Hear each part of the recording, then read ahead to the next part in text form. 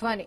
હળવદની સંસ્કાર વિદ્યાલયમાંથી ધોરણ 9માં અભ્યાસ કરતા વિદ્યાર્થીઓને નિર્દયતાપૂર્વક માર મારવામાં આવ્યો હોવાનો ગંભીર આક્ષેપ થયો છે।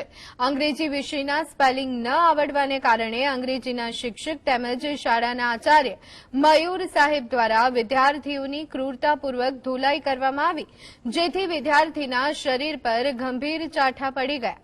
ભોગ બનનાર વિદ્યાર્થીનો આરોપ છે કે તેની સાથે અન્ય આશરે 30 જેટલા વિદ્યાર્થીઓને પણ આ જ રીતે ઢોર માર મારવામાં આવ્યો હતો।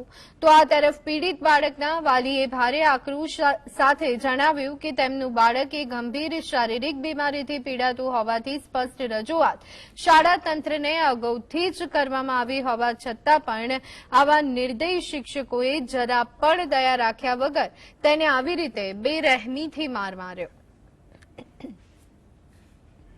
નવમું ધોરણ ભણું, સંસ્કારમાં ભણું અને સ્પેલિંગ નહોતા આવડ્યા એટલે મારે અહીંયા બહુ મારે 30-40 છોકરાને માર્યું હતું। કયા શિક્ષક દ્વારા મારવામાં આવે? શેના દ્વારા મારવામાં આવ્યો? મયુરભાઈ મોટો ધોકો રાખે જાડો ને ઈ મારે, પછી અંગૂઠા પકડાય। મેં ખુદ મયુર સાહેબને વાત કરી હતી રૂબરૂ કે આને મારતા નહીં, દવા હાલે તો કે વાંધો નહીં।